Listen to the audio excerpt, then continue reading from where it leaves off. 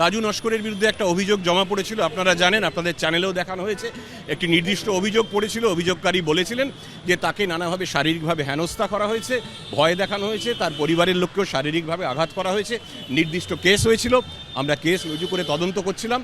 আজকে বিকেলের দিকে অভিষিক্তা ক্রসিংয়ের থেকে তাকে অ্যারেস্ট করা হয়েছে, ইনভেস্টিগেশন চলছে। বেলেঘাটার তৃণমূল নেতা রাজু নস্কর, ভোটের মুখে তাকে গ্রেফতার করা হয়েছে। প্রমোটিং এর বিবাদে হুমকি মারধরের অভিযোগ উঠেছিল তার বিরুদ্ধে। রাজু নস্করের ঘনিষ্ঠদের বিরুদ্ধে হুমকি মারধরের অভিযোগ।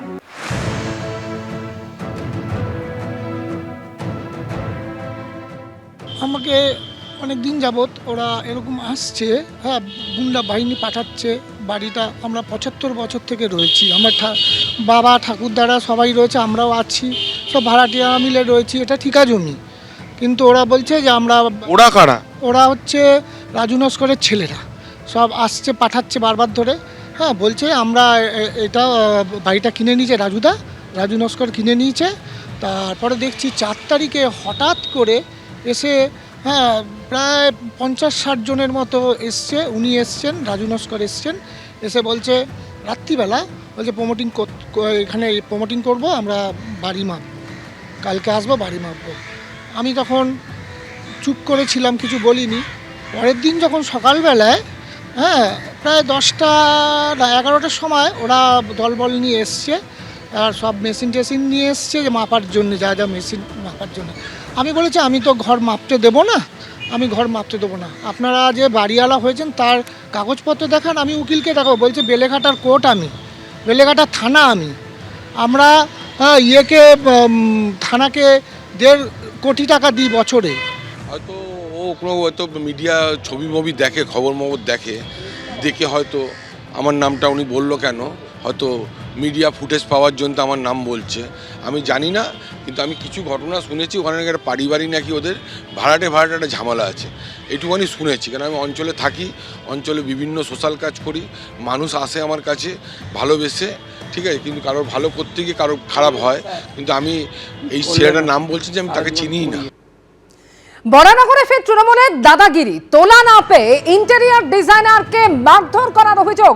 আক্রান্ত বরানগরের ইন্টেরিয়র ডিজাইনার সুদীপ্ত ঘোষ। মারধরের অভিযোগ উঠছে তৃণমূলের নেতা শঙ্কর রাউতের বিরুদ্ধে। এই হচ্ছে সজল ঘোষের পোস্ট করা ভিডিও। এই ভিডিও পোস্ট করে শাসক দলকে আক্রমণ করেছেন বিজেপি কাউন্সিলর সজল ঘোষ।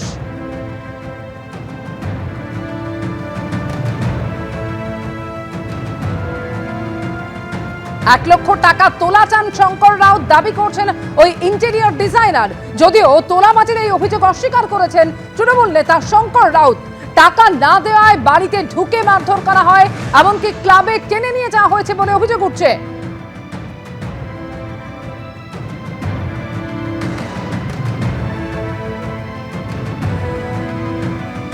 বরানগরে তৃণমূলের দাদাগিরির অভিযোগ, যেখানে অভিযোগ উঠছে তৃণমূল নেতা শঙ্কর রাউতের বিরুদ্ধে।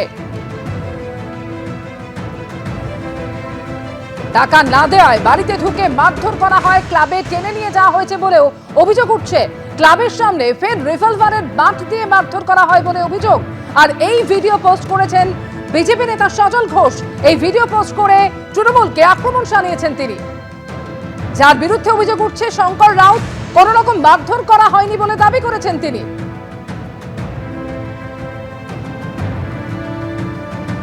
এই হচ্ছে সজল ঘোষের পোস্ট করা সেই ভিডিও। তোলা না পেয়ে ইন্টেরিয়র ডিজাইনারকে মারধর করার অভিযোগ তৃণমূল নেতা শঙ্কর রাউতের বিরুদ্ধে।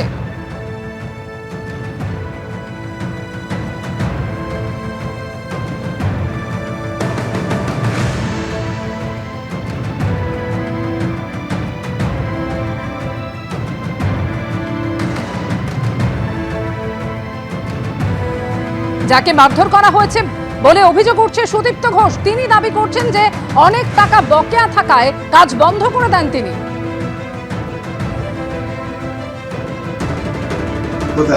আরে শোনো, এইগুলো ঠিক হচ্ছে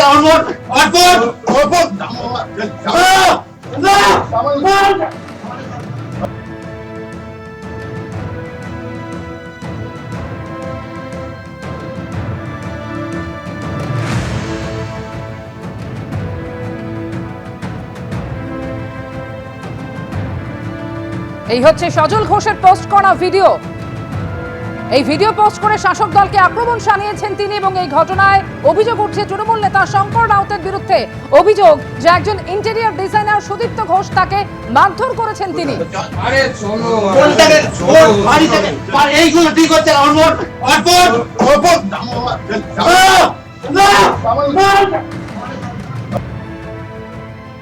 ছবিতে কিন্তু স্পষ্ট দেখা যাচ্ছে যে কিভাবে টেনে নিয়ে যাওয়া হচ্ছে এবং অভিযোগও সেটাই যে বাড়িতে ঢুকে মারধর করা হয়, ক্লাবে টেনে নিয়ে যাওয়া হয় বলে অভিযোগ।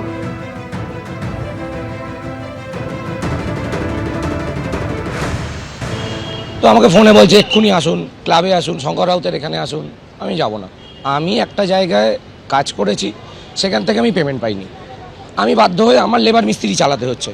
আমি পেমেন্ট না পেলে আমি চালানো সম্ভব না। আমি বলেছি আমি কাজ বন্ধ করলাম। কালকে এসে তখন ঘরের মধ্যে আমাকে বলে যে চলো এক্ষুনি এখানে। আমি যাবোটা কেন? আমি কাস্টমারের সঙ্গে কাজ শঙ্কর রাউতের ওখানে, ক্লাবে এসো। আমি কেন ক্লাবে যাব? আমি কাজটা শুরু করেছি লিগাল এগ্রিমেন্ট করে। আমার কাছে এগ্রিমেন্ট কপি আছে। আমি ওনাকে বিল প্রোভাইড করেছি, পাকা বিল দিয়েছি। কোম্পানি অ্যাকাউন্টে পেমেন্ট কালেক্ট করছি পার্ট বাই পার্ট। উনি 4 মাস ধরে আমাকে ঘেঁটিয়ে পেমেন্ট দিচ্ছে। আমি পেমেন্ট দিতে পারি, আমি দেবো না, যাবো না, কাজ করব না বলতে তখন বলছে আমাকে এক্ষুনি 1 লাখ টাকা দেয়। আমি কেন দেবো না, 70,000 দে। আমি কিচ্ছু দেবো না। তখন আমার পকেটে মোবাইলটাকে ওই দেখবেন ভিডিওতেই দেখবেন আমার মোবাইলটাকে কেড়ে নেওয়ার চেষ্টা করেছিল, কেনেও নিয়েছিল। আমার পকেট থেকে আমার হিজাতে আমাকে নিয়ে গেছে, দিয়ে একটা টোটোতে বসিয়ে ওইখানে নিয়ে গিয়ে সেখানেও মেরেছে আমাকে। একটা রিভলভার নিয়ে এসেছিলো। ওই 4 জন ছিল, নিচে আরও 3 জন ছিল এরকম। আর ওখানে ওই অ্যাডভোকেট ভদ্রলোক ভদ্রমহিলা তারাও ছিল। তখন এই আমাকে পিঠে এইখানে মেরেছে ওই রিভলভারের বাঁটটা দিয়ে, হাতে মেরেছে, এই যেখানে দেখতে পাচ্ছেন। ইন্টেরিয়র ডিজাইনার সুদীপ্ত ঘোষ শুনলেন আপনারা যে তিনি অভিযোগ করছেন যে কিভাবে তাকে মারধর করা হয়েছে। তিনি অনেক টাকা পেমেন্ট বাকি ছিল এবং যে কারণে কাজ বন্ধ করে দেন তিনি।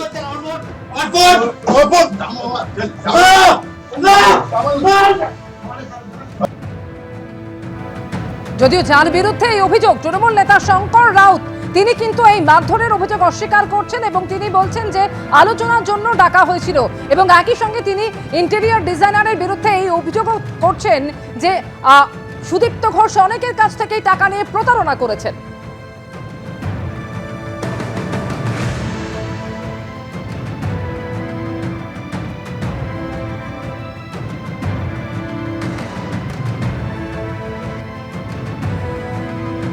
কন্ট্রাক্ট নিয়ে কাজটা করছেন না। যখন ওনাকে বলা হয়, সুদীপ্ত ঘোষ বারংবার বলে যে আমি শঙ্করদার লোক, শঙ্করদার সঙ্গে থাকি।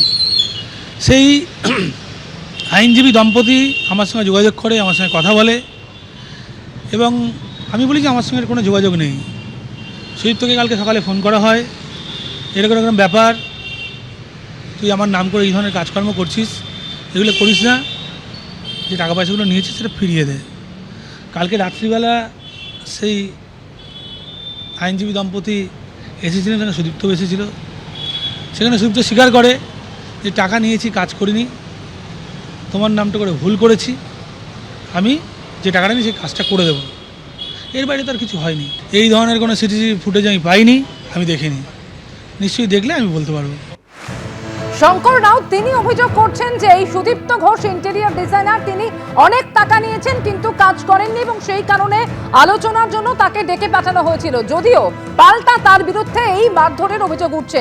কিভাবে ঘটনার সূত্রপাত, তা এই সুদীপ্ত ঘোষ ইন্টেরিয়র ডিজাইনার টাকা না দেওয়ার জন্য বাড়িতে ঢুকে তাকে মারধর করা হয়, এমনকি ক্লাবে টেনে নিয়ে যাওয়া হয় বলে অভিযোগ করেছেন তিনি। এই হচ্ছে সজল ঘোষের পোস্ট করা ভিডিও। আমি যেতে পারবো না, আমাকে বউ বারণ করে দিয়েছে, আমি কি করব? সে নেই, ফোনটা লাগাচ্ছে, কথা বলো না। যার কাজ সে, তিনি একজন নিজেকে পরিচয় দেন, জানি না হোয়াট এভার, যে তিনি নাকি অ্যাডভোকেট, মানে যার আমি কাজ করি তার মিসেস নাকি অ্যাডভোকেট। প্রচুরবার উনিও থ্রেট করেছেন, মানে ওই যার ফ্ল্যাটে আমি কাজ করতাম তিনিও আমায় থ্রেট করেছেন ওভার দ্য টেলিফোন। তারও আমার কাছে কল রেকর্ডিং আছে। কালকে এসে তখন ঘরের মধ্যে আমাকে বলে যে চলো এক্ষুনি এখানে। আমি যাবোটা কেন? আমি কাস্টমারের সঙ্গে কাজ শঙ্কর রাউতের ওখানে, ক্লাবে এসো।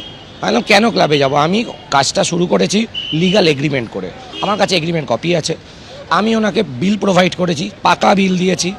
কোম্পানি অ্যাকাউন্টে পেমেন্ট কালেক্ট করছি পার্ট বাই পার্ট। উনি 4 মাস ধরে আমাকে ঘেঁটিয়ে পেমেন্ট দিচ্ছে। আমি পেমেন্ট দিতে পারি, আমি দেবো না, যাবো না, কাজ করব না বলতে তখন বলছে আমাকে এক্ষুনি 1 লাখ টাকা দেবে। আমি কেন দেবো?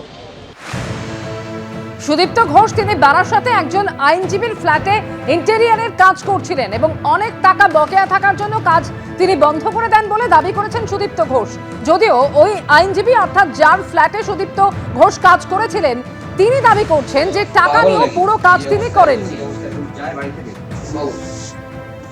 মাল খাচ্ছে বসে যাচ্ছে বস না বল সব রাখছে আমি তাহলে আমি যেতে পারবো না, আমাকে বউ বারণ করে দিয়েছে। সে কোনো কাজের হিসাব দিচ্ছে না, কোনো মেটেরিয়ালের হিসাব দিচ্ছে না, কোনো টাকার হিসাব দিচ্ছে না, সে কোনোভাবে আমাকে সহযোগিতা করছে না। কিছু কথা বলতে গেলে সে বলে আমি শঙ্করদার লোক, শঙ্করদার সঙ্গে আমার খুব ভালো সম্পর্ক। এই ঘটনার সঙ্গে শঙ্করদার কোনো সম্পর্ক নেই। এবিপি আনন্দ এগিয়ে থাকে, এগিয়ে রাখে।